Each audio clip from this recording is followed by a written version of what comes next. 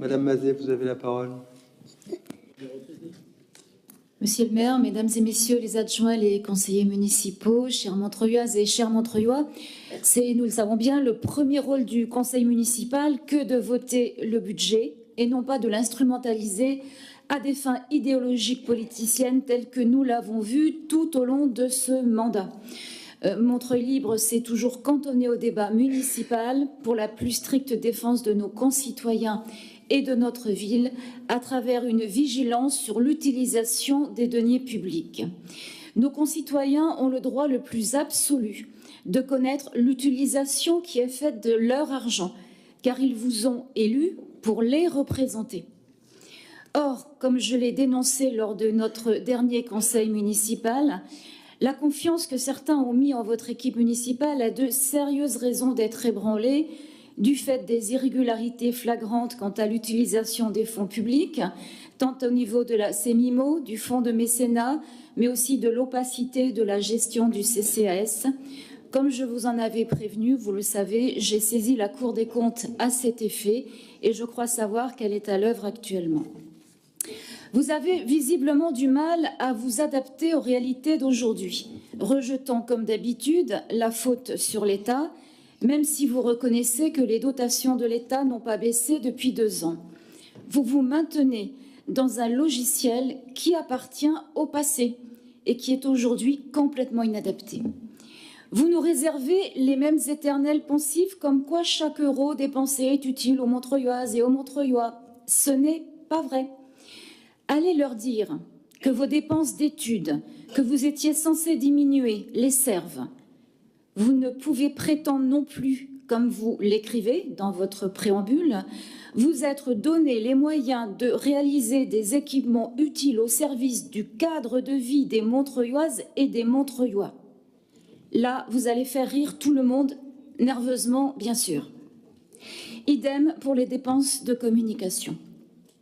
Vous osez dire que vos actions ont été créatrices d'emplois.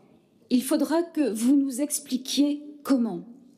À l'heure où les dispositifs et les budgets n'ont jamais été aussi nombreux pour accompagner les populations, créer de l'emploi dans une zone franche qui est Montreuil et ses quartiers prioritaires, j'affirme que ce n'est pas le cas. Montreuil est devenu une île coupée du monde parce que votre majorité n'a jamais voulu porter l'initiative économique. Votre préambule n'est qu'une manifestation d'intention, de simples paroles. Mais Monsieur Lamarche, ce soir, vous avez essayé de vendre du rêve. Ça marchera peut-être avec certains, je ne sais pas. Mais bon, c'est bien essayé. Voter pour ce budget équivaudrait à voter un budget sur des annonces non vérifiables et sur des chiffres issus de votre majorité. Donc cela reste bien évidemment un budget partisan et opaque. De plus, dans n'importe quel système, dès lors que l'on confie des moyens et notamment un budget à un responsable, ce dernier se doit de rendre des comptes. Or, cela n'a jamais été fait à Montreuil. Aucun de vos adjoints n'a jamais fait un retour sur ces actions et l'utilisation des fonds qui leur ont été confiés. Les élus doivent rendre des comptes sur le résultat de leur travail, si tant est qu'ils en aient fourni. Malheureusement, la plupart d'entre vous ne s'expriment jamais sur leur délégation et préfèrent communiquer sur d'autres sujets. Ils ne répondent d'ailleurs même pas aux questions qui leur sont posées par nos concitoyens. Ce que l'on observe, c'est une utilisation de leurs fonctions pour leur intérêt personnel. J'attire votre attention sur le fait que nous sommes depuis le 1er mars en période de réserve préélectorale, ce qui signifie que, conformément à l'article L52-1 alinéa 2 du Code électoral, vous ne pouvez plus utiliser les deniers de la collectivité pour une présentation avantageuse de votre action sous peine de vous rendre coupable de financement illégal de campagne. Je fais ici référence au journal local Le Montreuillois et à la protection des données personnelles de nos concitoyens, vu les SMS reçus par bon nombre d'entre eux sur leur téléphone portable. J'invite donc cette municipalité à se mettre au plus vite en conformité avec le RGPD, le règlement général sur la protection des données personnelles, dans la mesure où plusieurs éléments démontrent que ce n'est pas le cas. Pour en revenir aux données chiffrées, nous ne pouvons y accorder plus de crédit. Il suffit de comparer ce que vous aviez annoncé à la même époque l'année dernière et de le comparer avec le budget administratif d'aujourd'hui. Dans la mesure où le budget fait systématiquement l'objet de décisions modificatives, nous ne pouvons prendre les données de ce soir pour argent comptant et nous savons qu'il est sous-évalué. Le compte administratif présenté l'année dernière faisait état de dépenses de fonctionnement de 162 millions d'euros. Aujourd'hui, les dépenses réelles de fonctionnement figurant au compte administratif 2018 sont de 191,6 millions d'euros contre 175 millions d'euros en 2014, au début de votre mandat. Les dépenses de fonctionnement global sont tout de même estimées à 203 millions d'euros contre 213 millions d'euros en recettes. À l'inverse, les dépenses d'équipement dans la section investissement qui étaient à 54 millions en 2014, 24 millions en 2017 et presque 39 au titre de 2018. Donc on équipe moins qu'en début de mandat.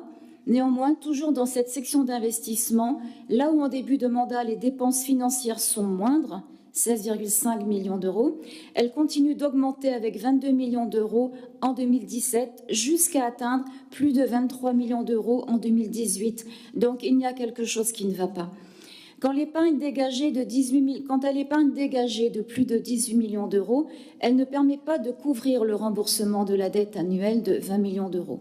On est toujours au même stade d'endettement que l'année dernière, avec 213 millions d'euros, donc toujours avec une dette par habitant qui avoisine les 2 000 euros.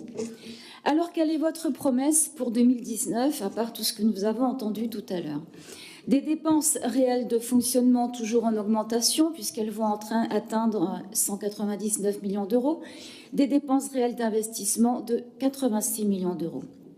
En contrepartie, une très faible augmentation des recettes fiscales et en revanche une très forte augmentation liée aux recettes liées au stationnement au détriment de la liberté de circulation des Montreuilloises et des Montreuillois, comme j'ai déjà eu l'occasion de le dénoncer.